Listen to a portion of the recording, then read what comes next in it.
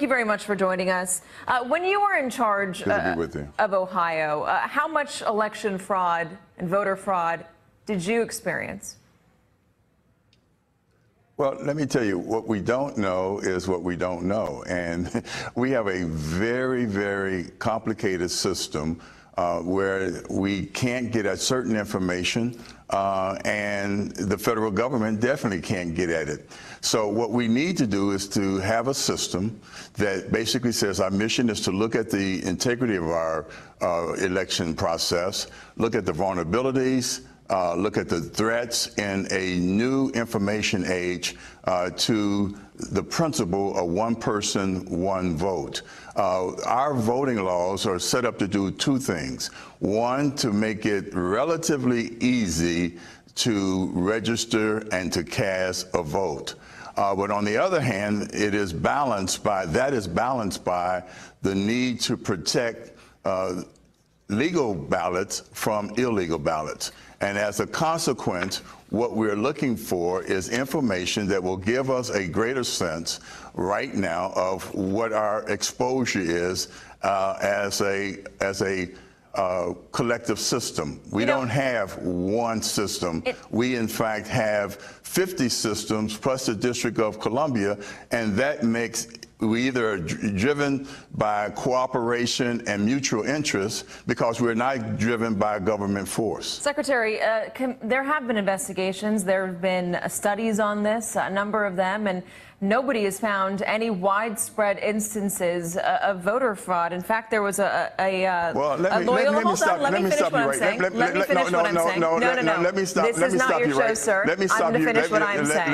If you're not going to, please stop talking. Right there. Please stop, just for 1 second, so I can just let me ask my question, and then you can answer it. Stop for a second. All right, I'll answer your question. A study done by and this is not a partisan study, a study done by a Loyola law professor, found in 14 years from 2000 on, that there were 31 cases of maybe voter fraud in 1 billion ballots. That is a 14-year study. If this is not a widespread thing, if nobody has ever found widespread instances of voter fraud, what is the purpose of this commission?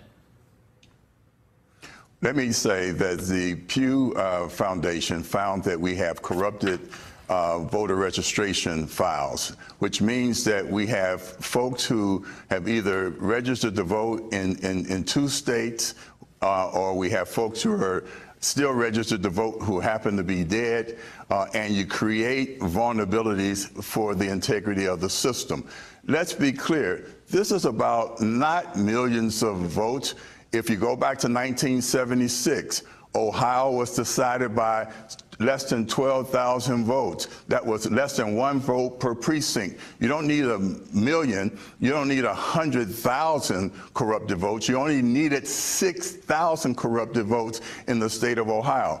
If, in fact, you go to Florida, 2,000, that decision, and it was the pivotal decision in that state, was less than 600 votes. If you have vulnerabilities in the system that allow illegal ballots to be cast, you destroy the integrity and the confidence in the system. Secretary, I will tell you right now. Secretary, we're running out of time, and I want to ask you one more question. You told me. Okay, well, let me finish this. Can I ask you another question? Otherwise, this is going to be your last answer. Okay, you don't have to have my bank robbed before I want my bank to get out in front of the vulnerabilities of safety of my money. The same is for ballots and votes. The integrity of our system is by protecting the person's, the individual's vote. That is, their vote is their voice. If you negate their voice, you negate their participation in the system. Integrity of the voting system. I know, and I don't think anyone will argue with that. Here's my question to you. That's why we need to get. Hold on. You cited a Pew study, and I think we need to point out that the Pew study, I'm assuming you cited because this is the one that was sent out by the White House. It's a 2012 Pew study. They said that they couldn't find instances of voter fraud, actually ballots cast, but rather bad record keeping about who was on the voter rolls. So that's one point we should point out, number one. And number two, if you're talking about election integrity, sir, hold on, let me finish. If you're talking about election integrity, is this commission looking into interference in our elections by a foreign entity? Maybe Russia hacking into our election systems. Is that part of this commission? Because that seems like a pretty serious thing. And on that, we could agree. Any bad actor, whether foreign or domestic, any action that corrupts the integrity of our system should be fair game for our exploration. Let's be clear about something.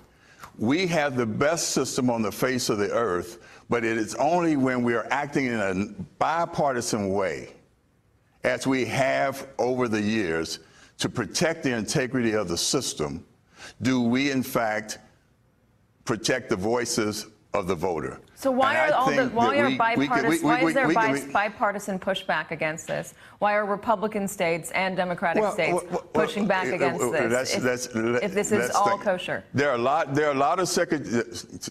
Can I talk? There are a lot of secretaries of state like myself who are basically adherents to the 10th Amendment.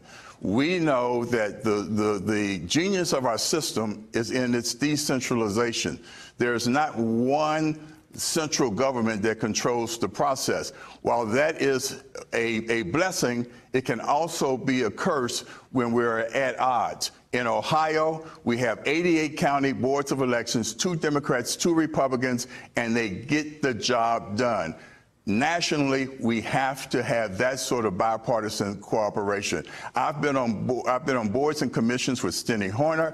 I've been on boards and commissions with Bill Gardner, and they are of the Democratic Party, and we've gotten things done because we knew that working cooperatively together is the way that we get things done. We can fuss and fight about voter ID or how early voting should be structured, but at the end of the day, we all should be concerned about the vulnerabilities in the system. And as I was saying, we don't wait until our banks are robbed before we expect the banks to protect the integrity of the system. That's all that we're talking about. Secretary Blackwell. That's all that we're talking about. Secretary Blackwell, thank you very much for